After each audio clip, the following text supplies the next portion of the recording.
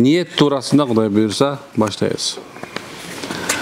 Білесіздер, бармақты Алла болсын, Пайғамбар Мұхаммад Мұстафа саллаллаху алейхи ва саллям жана салаттар болсын. Демек, бардық амалдар ниетке байланышлы болот тугандар. Biz ушул бардық нерсени оңдоп атабыз да. Бирок мисалы эң эле жөнөкөй үй салып атканда сен ушу үйдө эмне ниетте салган болсоң, акырт үй ошого барат. Ошондой болот. Машина алып атканда деле кандай ниетте алсаң, ошол акырт үй ошол жок болот. Жок болот деген ушу жакшы болобу, жаман болобу, эми айдап тура турайынчы деп сатыйм деген барбы ушундай. Ниет кылдың болду ошондой. Сиз менен биздин ниетибиз Алла менен түзмө-түз байланган. Анткени Алла Таала биздин эч нерсебизди карабайт. Биздин субханалла байгыл байлыгыбызды карабайт. Алла жүзүбүздү карабайт. Алла Таала биздин илимибизди карабайт. Алла Таала үчүн улут, уруу деген не важно. Сен кимсиң? Ари элсиңби? Түрүшүмдү адам ата кыргыз болсо деле, баары. Жүрбөк эле адам атаны кыргыз деп туруп, ооба эмес кыргыз болуп сөпчү. Гитлерди кыргыз дегендер бар туруп. Ушунча деңгээлде менмин деп улутмун деп согуп жүрөт го. Тура биз улутубузду унутпашыбыз керек. Бирок мындай деңгээлде субхана адамзаттын мындай жердин киндиги дегенде болбойт да. Субханалла. Тура. Бирок айтайын деген максатым эмне? Алла Таала биздин ниетибизди карайт. Анын амалыбызды карайт. Ошон үчүн Алла Таала бардык амалдар ниетке байланыштуу деп айтып койгон. Сүйүктүү пайгамбар саллаллаху алейхи ва саллям болсо ушундай деп айтат экен. Чындыгында дейт, иш амалдар ниетке жараша бааланат. Жана чындыгында ар бир адамга ал ниет кылган нерсе гана тиет. Көрбү Алла нерсе. Кайсы ниет кылсаң ошол гана сага келет деген сөз. Biz bardığız çınamsızbız da, alsız. Allah Teala aytpayбы, biz insan zaif, alsız kılıp jarattık deydi. Ana biz şaşkalakpız, sabırsızbız da biz. Biz bunday bat boluşun kalayбыз. Turabı? Bирок bu niyet kılgandan keyin anın arkasında toğdoy bolgon bir jol jatat экен да. Toğdoy bir zabor, ушундай bir турат экен. Андан өтүш керек экен. Адам баласы niyet kılıp туруп, аны ошон үчүн аракет кылат экен да. Эгерде адамда ниет болбосо, максат пайда болбойт десеңиз. А максаты жок адамдар болсо, эч качан бул дүйнөдө мында бир ишти тыңгылыктуу кылып же аягына чейин бүтүрбөйт. Ошон үчүн Аллах бизге стимул берип атат да, силердин кылган ар бир ишиңер, ар бир амалыңар ниетиңерге байланыштуу. Мен ошону карайм. Эгерде ниетиң туура боло турган болсо, мына ошол нерсеге апарып жеткизем деп аткан. Ниет кылганда адам мисалы бир мына мечит салып койду. Мечит салган ниет кылда, бирок соопко ниет кылбай турган болсо, ал сооп берилбейт. Демек, ошол мечит салып турган сообуна үмүт кылыш керек экен. Бирөөнө садака кылдың, кылып койдуң. Бирок ошондо соо үмүт кылбасаң, же ошол нерсе садака берип бир нерсени максат кылбасаң, ошол садаканын себебинен. Анда субханалла сен бердиң, бирок не болду? Бирөөнүн курсагы тойду. Садака бердиң, бирок эмнекен? Анын сообу дагы, анын максаты аткарылбай калат. Көрдүкпү? Кандай ниетте болсо, ошол ниетке ошого жетесиң деген сөз экен. Берип коюп эле, мен берип атам, проблемадан кутулбай атам дейт. Анан түшүндүрүп атам, сен садака бергенде, ниет кылып туруп, мен ушул баландайым, ушул садаканы берип, я Алла, баламан куткар. Менин карзыман куткар. Ооруман куткар. Мен бактылуу кыл. Мен диниме бекем болоюн. Мен Куранды жаттап бүтөйүн. Мен ушу бала бакырам бактылуу болсо экен, колдор үзүлбөсө экен, балалуу болсом экен. Мына ушундай ниет кылыш керек экен да. Мисалы намазда деле, мисалы алса, намазга бул мустахаб амалдан бирок алдында айтат, качан намазга ниет кылып турганыңарда, декен ниет кылдым, пешим намазынын 4 рекет сүннөтүн окумакка, калыс Алла Тааланын ыраазылыгы үчүн деп ошондо мен айткан дейт да. Эмне үчүн десе, ошо максатына жетсин дейт. Ошол мисалы кайсынан окулуп атканың. Көрдүңбү кандай? Ибадатта дагы, мында ибадат кыл, Кудай менен болгон мамилеңде да ниет керек экен. Ошол эмес адам менен болгон мамиледе ниетиң керек. Bir адам менен дос болушну ниет кылдың, эми амал кылып баштадың. Ошол кантип дос болсом, ошол менен кантип чогуу жүрсөм, кантип аны эмне кылып баштадың? Ошол жүргөндө жүрүп баштадың. Ошол сүйлөгөндө сүйлөп баштадың. Ошол менен чакырып конок болуп, аны амал кылып турган кезде эмне атасың? Ошого жетип атасың, туурабы? Же болсо бирөө-бирөөнү үйлөнөм дей турган болсо, ошол максат койду ошого жетиш үчүн. Эми анын критерийин укту. Эмне болуш керек экен? 4 айлык даватка чыгып келген болуш керек экен, 10 пара Куран жаттаган болуш керек экен, туурабы? Бу такыр болбоганда ар бир намазы 15 мүнөттөн болуш керек экен да, 5 мүнөт эмес да. Ушундай кылды.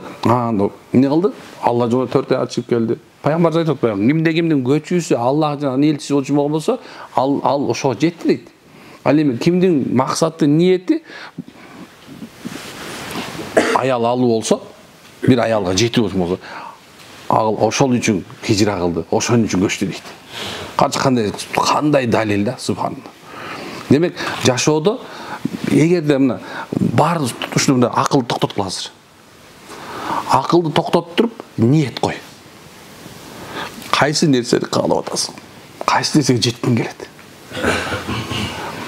Эртең менен турганда биз ниет кылып башташыбыз керек.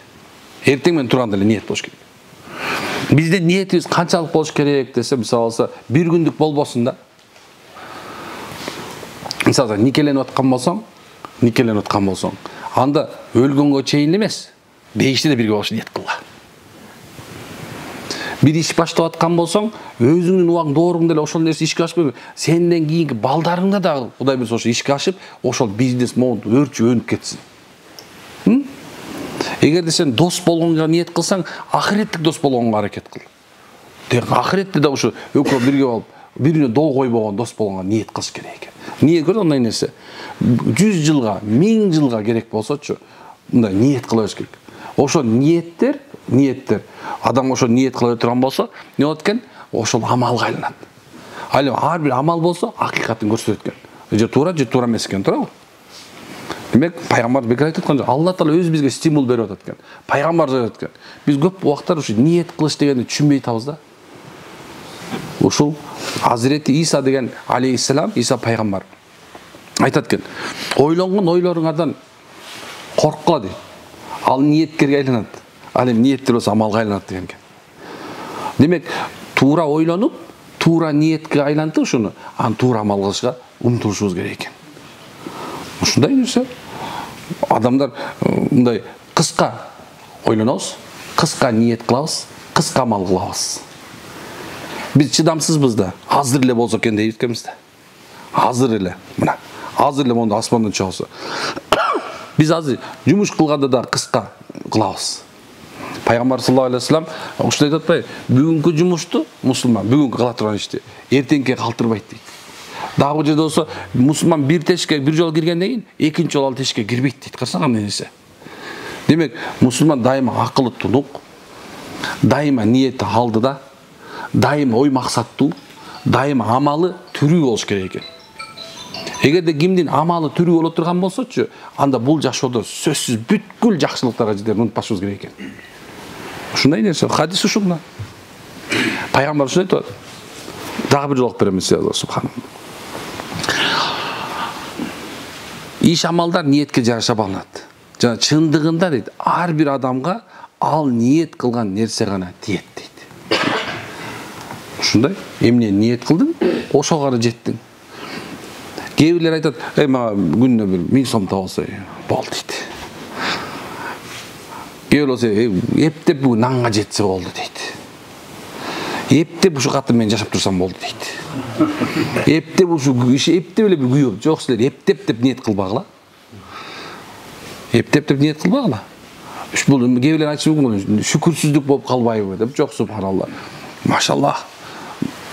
Миллион тапканга ниет кылгыла. Кандай нерсе? Бүт дүйнөнү кыдырам деп ниет кылла. Чоң кем келген эмес. Сон жерге ушак көрүп жашасам эмес, субханалла. Ниет кылды, субханалла. Ал күн Меккеде жашап каласың, кайдан билип турабы? Дүйнө жүзүн субханалла ушундай кыдырам мен ниет кылыш керек. Дүйнө жүзүнөн илим алам деп ниет кылыш керек, субханалла. Дүйнө жүзүн адамзатка ушундай бир акыйкатты жеткизиш үчүн ниет кылам деп бериш керек экен. Кээ бир адамдар биздин ниетибизди, биздин максатыбызды кээ бирде мындай орусча айтканда мечтабыз деп коет го, сындырганга аракет кылып, койчу, дөөрүбөй деп коет го. Отурчу, аларды укпай эле койгула. Алар максат жокторчу, дайыма бычак менен кесет. Адамдар субханалла ниети жакшы болбогон, ой максат кылып адамдардай алдыга жылууну ойлобогондорчу, ошондой айтат да, токто дейт да, баш муртта артурчу. Бир нерсени сүйлөй бересиң, бирөө нерсе какшыганга аракет кылат. Бул келесі Америкада жашайм деп атат депчи. Тоо, биз билбейт экенбиз, ажалыбыз да каякта экенин билбейт экенбиз, тоо. Сулайман алейхиссалам заманында Сулайман пайгамбардан Азраил келип сүйлөшүп отуруптур экен. Сүйлөшүп отурса, бир жаш жигит кирип келипти дейт. Кирип келип, баягы жерден Азраилди көргөндө чочуп кеттир. Мен экөө коштошуп чыккандан кийин Сулайман пайгамбар айтат экен, Сулайман, пайгамбар, сен ушул эмени, мени дейт да. Бир шамалга буйруп койчу дейт. Мени алып барып туруп ыргытып салсын. Баландай жерге апарып чыгып салсын. Десе, субханалла, баягы эмне кылат экен. Шамалга буйрат экен, бир жакка апарып чыгып салат экен. Азраил периште Сулайман пайгамбардын жанына келип, анан кийин таң калып калат экен. Жанакы жигит каякта дейт экен. Аны эмне болду десе, мен таң калдым деген да, мунун жанын дейт да, мен башка жактан алмакмын дейт да, бу жакта турганына деген турбайбы? Көрдүңбү кандай нерсе? Адам баласы субханалла өзүнүн ажалына баратабыз. Чынында ажалга баратабыз, бирок субханалла ошол ажалга бараткандачы ниети бузуктардын жаны оор арылат. Ниети туура эмес кылып ниет кылып жүргөндөр ошондой субханалла жаны дагы туура эмес алынат. Оор алынат. Эгерде сен ниетиңде дайыма жакшылык кылыш болсо, адамзаттын пайдасы үчүн болсо, үммөттүн пайдасы үчүн болсо, мамлекетиңдин, айылыңдын, кошунаңдын, үй бүлөңдүн пайдасы үчүн боло турган болсо, анда субханалла эртең өлүп аткан мезгилде Азраил керек болсочу уялат экен да. Мунун ниети ушундай болчу. Бул адамзаттын муктаждыгына ниет кылган болчу. Өзүнүкүн эмес, адамзаттыкына ушундай бир ошондон камырдан кыл сургандай жанды алып коет экен да. Эртең таразага барган мезгилде ниети туураларды, ниети оң болуп, дайыма ниети туура алып жүргөндөрдү Алла Таала өзүнчө эшикке киргизет. Азыркы мезгилде ибадаттын эшиги толо. Ибадаттын эшиги толо бейишке кире турган. Орозонуку да толуп калды уже. Зекеттиги толуп калды, ажыныкы толуп калды. Бирок бир эшик ачык дагы эле. Бир эшик, бейиштин бир эшигичи мында пустой турат да. Адамдар намаз окуп атат, бирок ниети башка. Ордо тутуп атат, ниети башка. Зекет берет, ниети башка. Ажыл кылат, ниети башка. Бардыгы тең баягы мен намаз окуп жүрөм. Мен ордо тутуп жүрөм. Мен ажылык кылып атам. Мен зекет берип атам. Рия ва сума. Эл көрсүн, эл уксун. Эми ал эшикке кирет экен, ошо кылган үчүн. Алла кечиримди да.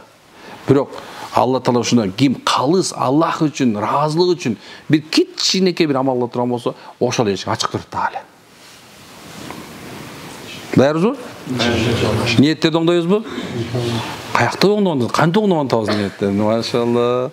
Эми ниеттерди ушундай оңдой атгандар, күнүгө мына салып оңдоп атканыңызда, күнүгө ниетти оңдоп атканда. Ушундай бир өзүңдү нөлгө түшүр.